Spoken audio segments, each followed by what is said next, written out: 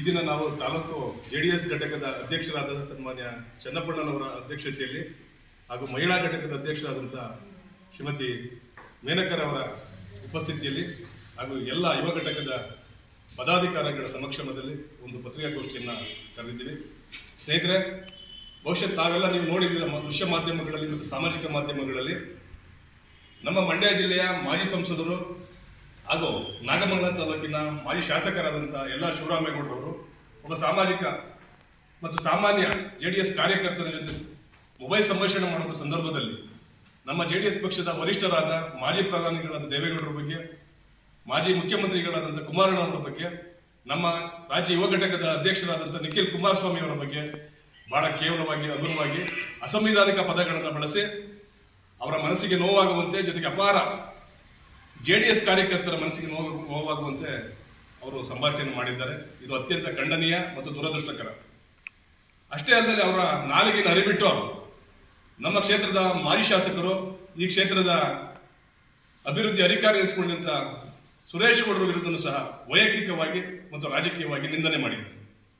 ಅವುಗಳಿಗೆ ಯಾವುದೇ ರೀತಿಯಾದಂಥ ಆಧಾರ ಮತ್ತೆ ದಾಖಲೆಗಳು ಇಲ್ಲ.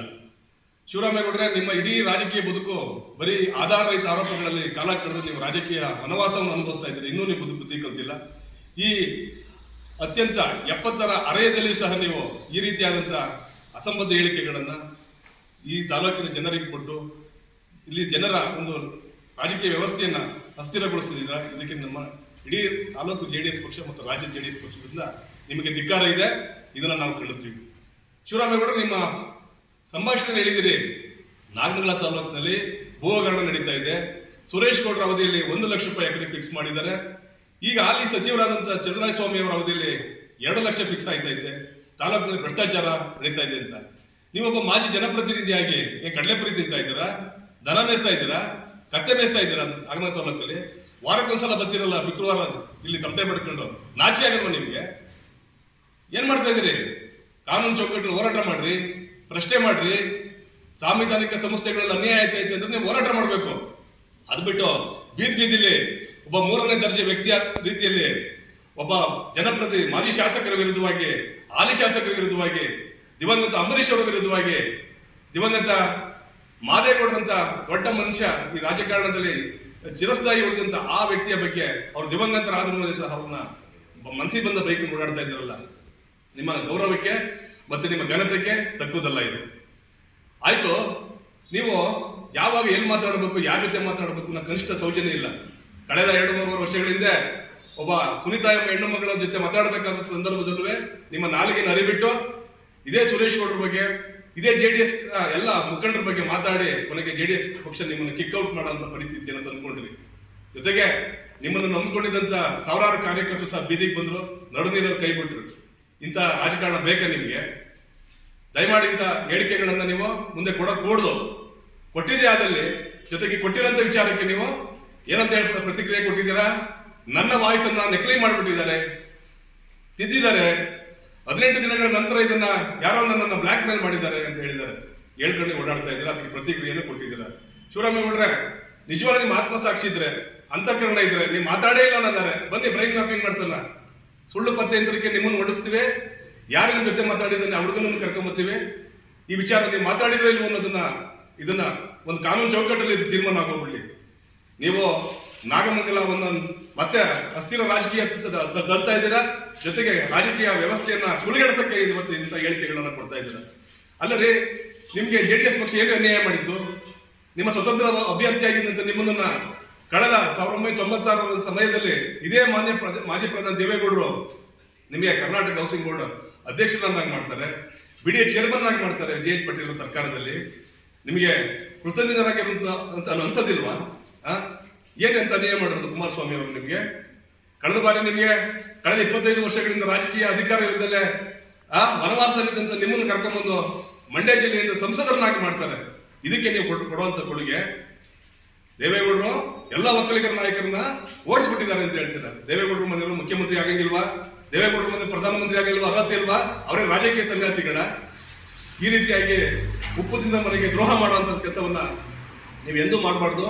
ಅದೇ ರೀತಿಯಾಗಿ ನಮ್ಮ ತಾಲೂಕಿನ ಮತ್ತೊಬ್ಬ ರಾಜಕಾರಣಿ ಜೆಡಿಎಸ್ ನಲ್ಲಿ ತನ್ನ ಬದುಕನ್ನು ಕಟ್ಟಿಕೊಂಡಂತ ಹಾಲಿ ಸಚಿವ ಚಲುವರಾಯಸ್ವಾಮಿ ಅವರು ಸಹ ಜೆಡಿಎಸ್ ಪಕ್ಷದ ಬಗ್ಗೆ, ಜೆಡಿಎಸ್ ನಾಯಕರ ಬಗ್ಗೆ ಪದೇ ಪದೇ ತಮ್ಮ ನಾಲಿಗೆಯನ್ನು ಹರಿಬಿಡ್ತಾ ಇದ್ದಾರೆ. ಈ ವಿಚಾರವನ್ನು ಸಹ ನಾವು ಖಂಡಿಸ್ತಾ ಇದ್ದೀವಿ. ಶಿವರಾಮೇಗೌಡ್ರೆ, ನೀವು ಹಾಳಾಗೋದು ಅಂದಲೇ, ನಿಮ್ಮ ಎಲ್ಲ ಕಾರ್ಯಕರ್ತರು ಹಾಳಾಗೋದು ಅಂದಲೇ, ಜೊತೆಗೆ ನಿಮ್ಮ ಮಗನ ರಾಜಕೀಯ ಭವಿಷ್ಯದ ಮೇಲೂ ಸಹ ಕಲ್ಚಪಡಿ ಹೇಳ್ಬಿಟ್ರಲ್ರಿ. ಯಾಕೆ ಈ ಕೆಲಸ ಮಾಡ್ತಾ ಇದ್ದೀರಾ?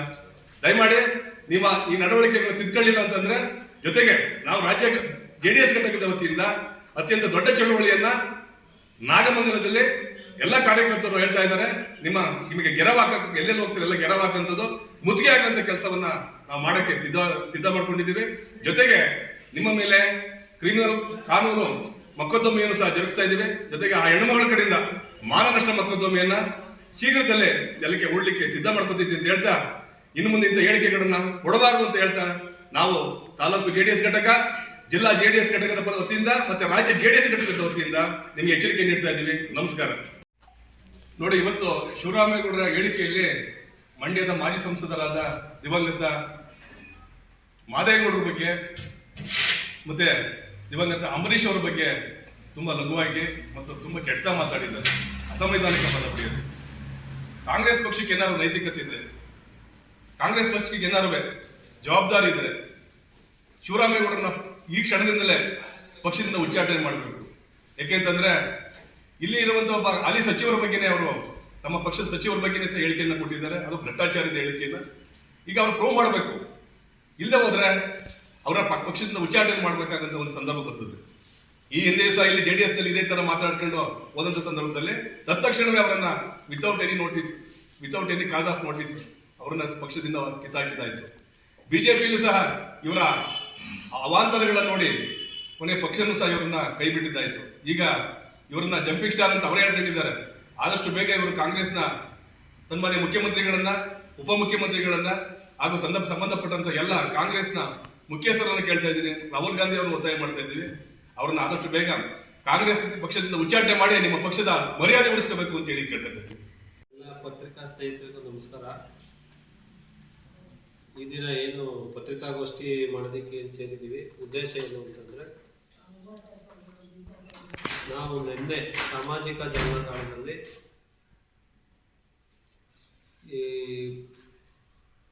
ಅದು ಆಡಿಯೋ, ಎಲ್ಲರೂ ಶಿವರಾಮೇಗೌಡರು ಮಾತಾಡಿರುವಂಥ ಆಡಿಯೋ ನಾವು ಫೇಸ್ಬುಕ್ನಲ್ಲಿ ನೋಡಿ, ಅವರು ತುಂಬ ಕೀಳುಮಟ್ಟವಾಗಿ ನಮ್ಮ ಜಾತ್ಯತೀತ ಜನತಾದಳ ಪಕ್ಷದ ಸರ್ವೋಚ್ಚ ನಾಯಕರಾದ ದೇವೇಗೌಡರ ಬಗ್ಗೆ,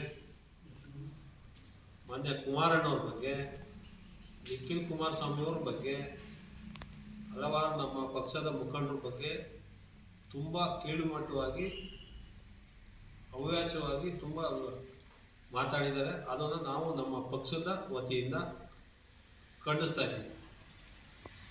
ಹಾಗೆ ನಮ್ಮ ನಾಯಕರಾದ ಸುರೇಶ್ ಗೌಡ್ರ ಬಗ್ಗೆ ರಾಜಕೀಯವಾಗಿ ಮತ್ತು ವೈಯಕ್ತಿಕವಾಗಿ ಅವರು ಯಾವ ಆಧಾರವಿಲ್ಲದ ಕೆಲವು ಕೀಳುಮಟ್ಟದ ಪದಗಳನ್ನ ಬಳಸಿ ಅವರು ಮಾತಾಡಿದ್ದಾರೆ. ಯಾರ ಹತ್ರ ಮಾತಾಡಿದ್ದಾರೆ? ಸಾಮಾನ್ಯ ಒಬ್ಬ ಕಾರ್ಯಕರ್ತನ ಹತ್ರ. ಅದು ಅವಶ್ಯಕತೆ ಏನು ಇರ್ತೋ ಇರ್ಲಿಲ್ವೋ ಗೊತ್ತಿಲ್ಲ, ಮಾತಾಡಿದರೆ ಅದನ್ನ ನಾವು ತೀವ್ರವಾಗಿ ನಮ್ಮ ಪಕ್ಷದ ವತಿಯಿಂದ ಖಂಡಿಸ್ತಾ ಇದ್ದೀವಿ. ಮತ್ತು ಇದೇ ರೀತಿಯಲ್ಲಿ ಜಿಲ್ಲೆಯ ಅನೇಕ ಹಿರಿಯರ ಬಗ್ಗೆ, ದಿವಂಗತ ಹಿರಿಯವರಾದ ಮಾದೇಗೌಡರ ಬಗ್ಗೆ, ಅಂಬರೀಶ್ ಅಣ್ಣವ್ರ ಬಗ್ಗೆ ತುಂಬ ಕೇವಲವಾಗಿ ಮಾತಾಡಿದ್ದಾರೆ. ಹಿಂದೆನೂ ಮಾತಾಡಿದ್ರು, ಮತ್ತೆ ಈಗಲೂ ಮಾತಾಡಿದ್ದಾರೆ.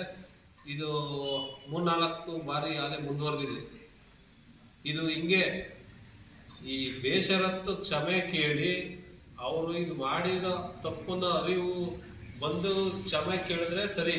ಇಲ್ಲ ಅಂತಂದ್ರೆ ನಮ್ಮ JDS ಪಕ್ಷ, ನಾಗಮಂಗಲ JDS ಪಕ್ಷದಿಂದ ಉಗ್ರವಾಗಿ ಹೋರಾಟ ಮಾಡಿ ಇದಕ್ಕೆ ಇನ್ನು ಮುಂದೆ ಯಾವ ನಾಯಕರಿಗಾಗ್ಲಿ ಯಾರ ಬಗ್ಗೆ ಆಗಲಿ ಈ ಅಗ್ರವಾಗಿ ಕೇವಲವಾಗಿ ಮಾತಾಡದೇ ಇರೋ ರೀತಿಯಲ್ಲಿ ತಕ್ಕ ಶಾಸ್ತಿ ಪಾಠವನ್ನ ಕಲಿಸ್ಬೇಕಾಗುತ್ತೆ. ಇದು ನಾವು ಎಚ್ಚರಿಕೆ ಕೊಡ್ತಾ ಇದ್ದೀವಿ. ಇದು ಕ್ಷಮೆ ಕೇಳಬೇಕು, ಬೇಷರತ್ ಕ್ಷಮೆ ಕೇಳಬೇಕು ಶೀಘ್ರದಲ್ಲಿ. ಇಲ್ಲಾಂದ್ರೆ ಉಗ್ರವಾಗಿ ನಾವು ಹೋರಾಟ ಮಾಡೋದಕ್ಕೆ ಎಲ್ಲ ತಯಾರಿ ಮಾಡ್ತಾ ಇದ್ದೀವಿ.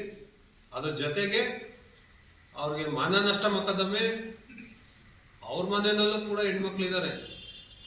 ಕೇವಲ ಬೇರೆಯವ್ರ ಮನೆ ಹೆಣ್ಮಕ್ಳ ಬಗ್ಗೆ ಇಷ್ಟು ಕೀಳ್ಮಟ್ಟಕ್ಕಿಳಿದು ಆ ವಯಸ್ಸಿನಲ್ಲಿ ಇಂಥ ಮಾತುಗಳನ್ನ ಆಡ್ತಾರೆ ಅಂತಂದ್ರೆ ಇದು ದುರ್ದೈವ. ನಮ್ಮ ತಾಲೂಕಿನಲ್ಲಿ 40 ವರ್ಷ ರಾಜಕಾರಣ ಮಾಡಿ ಈ ಮನುಷ್ಯ ಇಂಥ ಮಾತುಗಳು ಇಂಥ ಪದಗಳು ಬಳಸ್ತಾರೆ ಅಂತಂದ್ರೆ ಆ ಮನುಷ್ಯನಿಗೆ ಅದು ಏನ್ ಬಂದಿದೆ, ದೇವ್ರು ಏನ್ ಬುದ್ಧಿ ಕೊಟ್ಟವನ್ನ ತಲೆಯಲ್ಲಿ ಗೊತ್ತಿಲ್ಲ. ಇದು ತಿದ್ಕೊಂಡು ಕ್ಷಮೆ ಕೇಳಿಲ್ಲ ಅಂದ್ರೆ ನಾವು ಉಗ್ರವಾಗಿ ಹೋರಾಟ ಮಾಡ್ತೀವಿ. ಕಾನೂನು ಚೌಕಟ್ಟನ್ನು ಕ್ರಿಮಿನಲ್ ಮೊಕದ್ದಮೆ ಮತ್ತೆ ಮಾನನಷ್ಟ ಮೊಕದ್ದಮೆನು ಹೂಡಬೇಕು ಅಂತ ಹೇಳಿ ನಮ್ಮ ವಕ್ತಾರರಾದ ರಾಜ್ಯ ವಕ್ತಾರರ ಹತ್ರ ಚರ್ಚೆ ಮಾಡಿದೀವಿ. ಅವರು ಅದ್ರ ವಿಚಾರವನ್ನ ಅದ್ರ ಬಗ್ಗೆ ಎಲ್ಲ ವಿವರವಾಗಿ ಹೇಳ್ತಾರೆ. ನಮಸ್ಕಾರ. ಅಧ್ಯಕ್ಷರಾಗಿ ನಾನು ಸುರೇಮೇಗೌಡರ ಹೇಳಿಕೆಗೆ ಪ್ರತಿಕ್ರಿಯೆ ಕೊಡಕ್ಕಂತ ಮುಖ್ಯ ಇದೆ.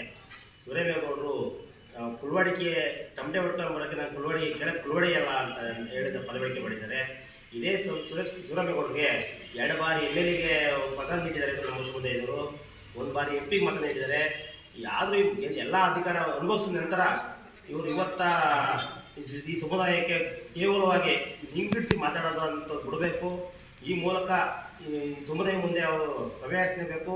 ಇಲ್ಲ ಅಂದರೆ ಮುಂದೊಂದು ದಿನದಲ್ಲಿ ಈ ಎಲ್ಲ ಸಮುದಾಯ ಸೇರಿ ಅವ್ರನ್ನ ನಾಮಕ ತಾಲೂಕಿಂದ ಉಚ್ಚಾಟನೆ ಮಾಡೋಕ್ಕೆ ನಾವು ಬಹಿಷ್ಕಾರ ಹಾಕಂತ ತೀರ್ಮಾನ ತಗೊಂಡಿದ್ದೀವಿ. ಸಂಭಾಷಣೆಯಲ್ಲಿ ಮುಂದುವರೆದು ಒಬ್ಬ ಮಹಿಳೆಯ ಬಗ್ಗೆ ತುಚ್ಚುವ ಮಾತಾಡಿದಿರಿ, ಆಕೆಯ ಘನತೆ ಗೌರವ ಬಗ್ಗೆ ತುಚ್ಚುವ ಮಾತಾಡಿದಿರಿ. ಒಂದು ಸಮುದಾಯವನ್ನ ಸಾರ್ವಜನಿಕವಾಗಿ ಫೋನ್ ಮೂಲಕ ಸಂಭಾಷಣೆ ಮೂಲಕ ಕುಳವಾಡಿ ಎಂಬ ಪದವನ್ನು ಬಳಸಿ ಆ ಸಮುದಾಯಕ್ಕೆ ಬಹಳ ನೋವು ಉಂಟು ಮಾಡಿದಿರಿ. ಜೊತೆಗೆ ಜಾತಿ ವಿಚಾರವನ್ನು ಸಹ ಪ್ರಸ್ತಾಪ ಮಾಡಿದಿರಿ. ನಾನು ಜಿಲ್ಲಾಡಳಿತವನ್ನು ಒತ್ತಾಯ ಮಾಡ್ತಾ ಇದ್ದೀನಿ, ಪೊಲೀಸ್ ಇಲಾಖೆಯನ್ನು ಒತ್ತಾಯ ಮಾಡ್ತಾ ಇದ್ದೀನಿ, ದಯಮಾಡಿ ಸುಮೋಟೋ ಕೇಸವನ್ನ ಅವ್ರ ಮೇಲೆ ರಿಜಿಸ್ಟರ್ ಮಾಡ್ಕೋಬೇಕು. ಪರಿಶಿಷ್ಟ ಜಾತಿ ಮತ್ತು ಪರಿಶಿಷ್ಟ ಪಂಗಡದ ನಿಂದನೆ ಕಾಯ್ದೆ ಅಡಿಯಲ್ಲಿ ಈ ಒಂದು ಪ್ರಕರಣವನ್ನ ಶೀಘ್ರವಾಗಿ ಸಂಬಂಧಪಟ್ಟ ಜಿಲ್ಲಾಡಳಿತ ಅವ್ರ ಮೇಲೆ ಕೇಸು ನೋಂದಣಿ ಮಾಡ್ಕೊಳ್ಳೋದ್ರ ಮುಖಾಂತರ ಕಾನೂನು ಕ್ರಮ ಜರುಗಿಸಬೇಕು ಅಂತ ಈ ಮೂಲಕ ಒತ್ತಾಯ ಮಾಡ್ತಾ ಇದ್ದೀನಿ. ಸುದ್ದಿ 3 ವಾಹಿನಿಯ ಹೆಚ್ಚಿನ ಮಾಹಿತಿಗಾಗಿ ಸಬ್ಸ್ಕ್ರೈಬ್ ಆಗಿ ಹಾಗೂ ಬೆಲ್ ಬಟನ್ ಒತ್ತಿ.